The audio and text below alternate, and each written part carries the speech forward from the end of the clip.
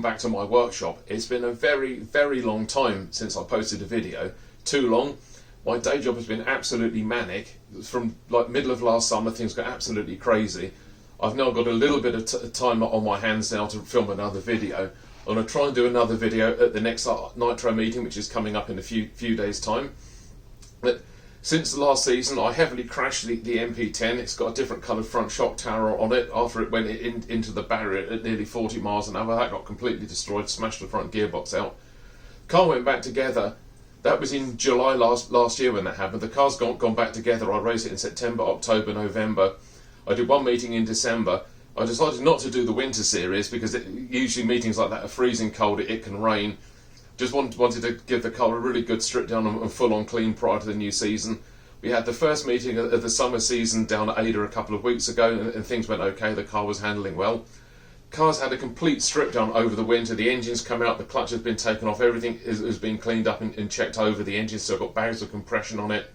There's very, very little wear and tear.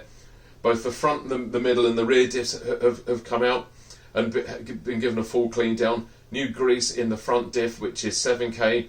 New grease in the middle diff, which is 5k. And I decided to swap the grease in the rear diff from 3k, and I've gone up to 5. The reason being, coming out of some of the bends, the car was getting a bit back end heavy. When I first started racing this car, it was brand new and it was very, very tight. After a couple of meetings it had been run in, it started to loosen up a bit and the car started handling much, much better. I've now got the car dialed in and I'm really, really happy with the setup. Over the winter there's been a number of changes to the car, which I'll talk you through in a minute. And you might be wondering, I'm in a different location to where I've usually filmed the workshop episodes. The old workshop is still there, it's just that side of the wall. There's now a 3D printer on the bench where these cars used to live. That's all up and running. I've been meaning to buy a 3D printer for a while, but had never got round to it, and in the end I bought a Creality Ender V2. It was in a Black Friday sale. Wasn't quite sure what I was going to use the 3D printer for, but it seemed a fun thing to have at the time because I could print some parts to go on the drones, etc. And I'm actually really, really chuffed with it. That printer has been working absolutely constantly. Just before Christmas, my sister-in-law gave me some model boats, and I need to finish building the model boat kits off, so I've got some bits I need to print off on that. But most importantly, I've built some stuff for the RC cars. At the next meeting, I'm going to be doing some more in-car filming. I've got an old wing which I managed to print up a camera mount, and that's a dedicated camera mount, especially for my particular camera that will stop the camera shaking around. We actually lost a camera in the meeting last year. I'll do a lot more in-car shots and things like that. And the next meeting's coming up in a few days' time. What else have I printed? Printed up some setup wheels. I'm going to talk you through how these setup wheels work in a minute, and you might be wondering why I've had a tri-square in my hand while I've been doing the introductions. All will be explained in a minute. So as you can see, I've just dropped the body shell off the MP10 and I put the setup wheels on there. I've now got the tri-square next to the wheel, just trying to get that balance in with the camera. I'm trying to avoid camera shake on my new video, so I bought the DJI Osmo gimbal. You can just about see there's a gap of about 3mm between the bottom of the tri-square and the top. That's given me roughly 2.5 degrees of negative camber. If you don't put enough camber on there, the car won't turn properly, and if you put too much on there, it'll be impossible to drive. That's roughly the setup I've got for the front. Let's check it on the front right hand side. Let's go on the front left side, put the tri-square in. So yeah, so that's got the same amount of offset camber on there. Moving on to the front of the car, took the shock absorbers off, gave them a full clean down over the winter, cleaned all the crap out of them. Thankfully these little boots down here, they stopped the bulk of the crap going into the oil, but it was worth changing anyway. I'm running 650 weight oil on the front shock absorbers, and I've got the kit springs on there. Roll bars, front roll bars on there, and the key one for the roll bar is to get, you can just about see where my finger is there, is to have that distance, the same distance on the right hand side, and also to try and get the camera in on the left hand side. Just try and get the camera in, the gimbal's moving there, you can just about see it there. The manual recommends to have about 1.5 millimeters protruding, and that to me works fine. Also, Need to make sure the steering's tracked. Again, I can use the Tri-Square. You can buy dedicated 1/8 setup stations for 1/8 nitro cars. They're very, very expensive, and thanks to the global supply chain issues at the moment, they're very, very difficult to get hold of. So a lot of people use glass setup boards. I need to get one, but my view, if you're using a glass setup board, is you need to find a way of bolting the car to the board, because you can set the car up incredibly accurately on a glass setup board. The one problem that you will find, though, if you move the car on the board, you could lose everything. So if I do go for a glass setup board, I will then be coming up with the device, probably 3D print something, so I can actually bolt the car to the board. Looking at the front of the car, it's quite a low setting on here. This car at the moment is in its AstroTurf setup. It's the ADA circuit, which is 100% AstroTurf. Isn't that bumpy? There's no major jumps and bumps on there. Nowhere near the sort of aggressive surface you'll get if you were racing on dirt. So that works fine. The steering's tracked. Down the front, I said earlier on, I just put some new grease in the front diff, which is buried in here. That's got 7,000 weight oil in it. 7,000 weight grease in it. Again, all the fuel system, which is all plumbed in, all the filters have come out, they've been cleaned. The air filter's been cleaned. This car's done one meeting since the air filter was cleaned up, so I'm not going to do that for the forthcoming meeting. You've got a new ultra-fast Savox servo down the front. That really did make a difference on the turning in. And on the first meeting of the summer series, which was nearly a month ago, the car was handling brilliantly. Only problem was I couldn't stop it. So in the last couple of weeks, I put another Savox servo in for the throttle and brakes. That really does make a difference as well. Other key thing I've done to power the car, I was using 4 AA batteries that were soldered together, which were 2,200 rated. They were good, but they were slowing the servos down. So I bought these things called hump packs, which a lot of guys use. These are there's 5 cells in there, not 4, so that makes the servos run quicker. Only problem is they're only rated at 1,600 milliamps per hour. If anyone knows of a 2,000 hump pack like that, do get in touch. I'll be very, very interested in buying one. Moving down into where the brakes are, I've reset up all the linkages right down in there. You can just about see where my finger is there. You've got the brake pads. There's probably about another half a season's worth of brake pads left in there. They could do with replacing now, but for the next two or three meetings they'll be fine. I bought some new brake pads. They were 19 quid, and I need to buy 2 sets. So you're looking at nearly 40 quid to replace the brake pads in one of these cars, which is almost as much as what it would be in a road-going car. Linkages are all set up, as I just explained earlier. Engine's been out. That's had a full clean down. It's now been pumped full of 3-in-1 oil, because nitro fuel is very, very corrosive. I cannot fault this Ronda Drake engine. She just hasn't missed a beat. The pink cylinder head attracts a lot of attention as well.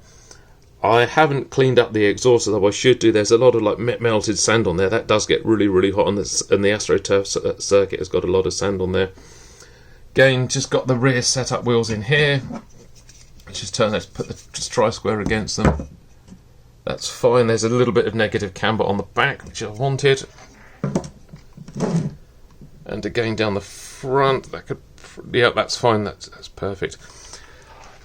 Last season, I tweaked this car. I think I set this car up initially, then I left it. Each time you knock the curbs, or it will knock the camber and the caster off. So this season, I'm checking it after every meeting, and it really, really does make a difference. Down in the middle, I put a new gasket in the differential. The old one had started to split before I replaced it with 5,000 weight oil.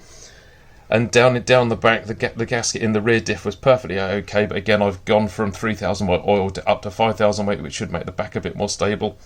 The only thing I don't like about this car at the moment, down the back we've got the original sort of like gunmetal shock tower. And down the front, where I piled it in last year, I had to buy a new shock tower in a hurry. I can't find one of those in the same colour as it is down the back, which is annoying, which I really, really would like to do. Other thing I've done for the winter is get a new body shell. The old shell has started to split, so that's all been painted up. We've got the ADA RC colours on there. We've got the OSB stickers on there. It's got the heatproof tape on the outside and on the inside as well. It should hopefully stop the exhaust melting the shell if we need to. These shells are expensive. They're like nearly 40 quid a pop, so I don't want to be breaking too many of those. that just about covers what I've done to the car over the closed season and the preparation I've done ready for the first meeting.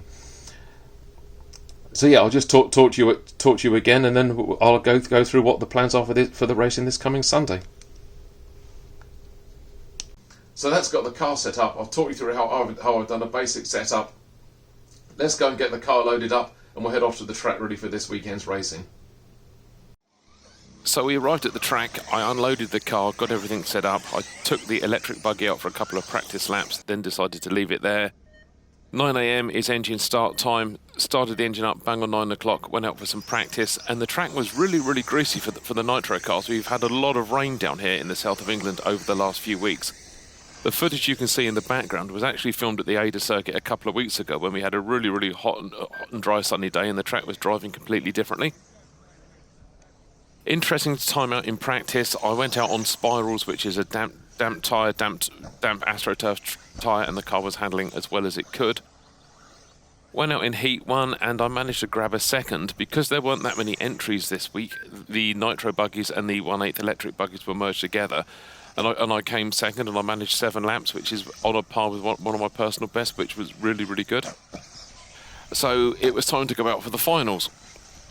Usually we'd have a 20-minute final in Nitro, but because there was only 2 drivers and the 1/8 formulas had been merged, it was agreed to have 2 7.5-minute finals without any need for refueling. So in the first 1/8 buggy final, I went out and I struggled like hell again. We'd had a lot of rain at this point. I was stood out on a dry setup on a damp track, and I didn't know what to do. The car was skittering all over the place, and as a result, I came 4th. So let's get ready for the second A final. Again, 7.5 minutes. And I managed to do 10 laps with a best time of just over 40 seconds, and this time it was my turn to beat Russell.